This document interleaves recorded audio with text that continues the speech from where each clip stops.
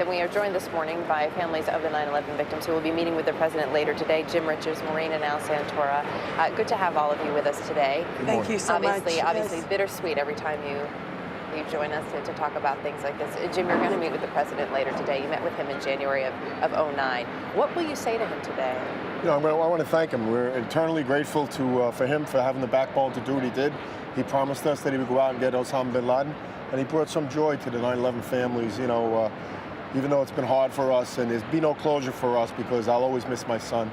He's never going to walk back through that door, but at least there was some justice served and there's some accountability after 9.5 long years. Yeah, Jim, you said there'll be no closure. Maureen, that's a word that's been thrown around a lot this week. When you lose someone, there never really is such a thing as closure, but a few days on now, do you feel any different at all? Well, I'm joyous that we've finally seen real justice, that the man who was responsible from Al-Qaeda and the terrorist attacks is finally dead. I'm joyous, very joyous about that. Al, there's been so much discussion over these photos of Osama bin Laden. The president has said he will not release them. Is that something that you would want to see? No, definitely not. I think he made the right decision. I don't think we need something else that people can rally around and then have all the controversy and everything. He's been caught, he was killed, he's been put, buried, so to speak, dropped in the sea. It's over. Let's close this chapter. Let's move forward. And that's a win for the world, for the free world, that this man is gone. And hopefully, when the next 5 are tried and convicted down in Gitmo, that'll be the next victory for us. And maybe we've dented Al-Qaeda.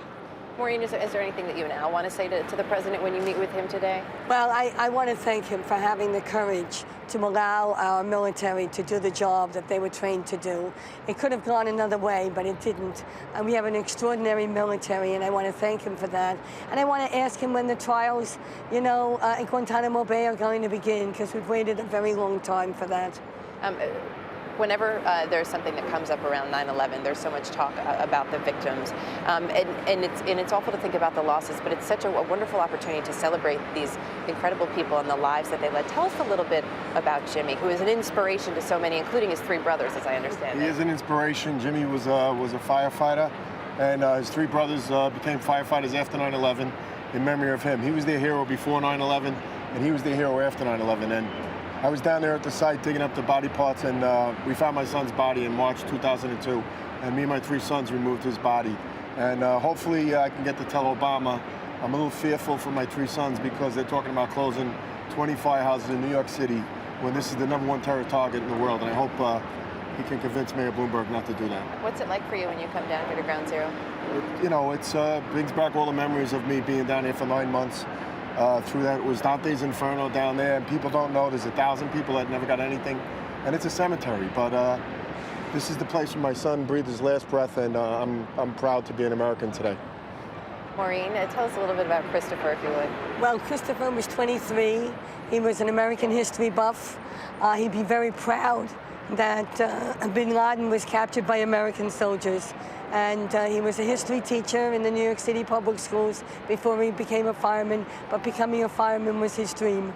So really always gave back, first as a teacher, then as a firefighter. Yeah, so he'd be very proud. Al, did he want to be a firefighter like you? I think he did. I think from the time he was, a little boy, we always think that he wanted to follow in my footsteps, but he was living with 4 girls, his 4 sisters, plus his mother. So maybe that was a reason why he wanted to get away from the females a little bit. So we'd like to believe that it was because I was in the fire service for so long that he wanted to be a fireman. And what's it like for you when you come here to Ground Zero? Well, it's a very somber place to be. And I see this as a cemetery because we still have 1,123 people who have never been identified. And this was where my son died.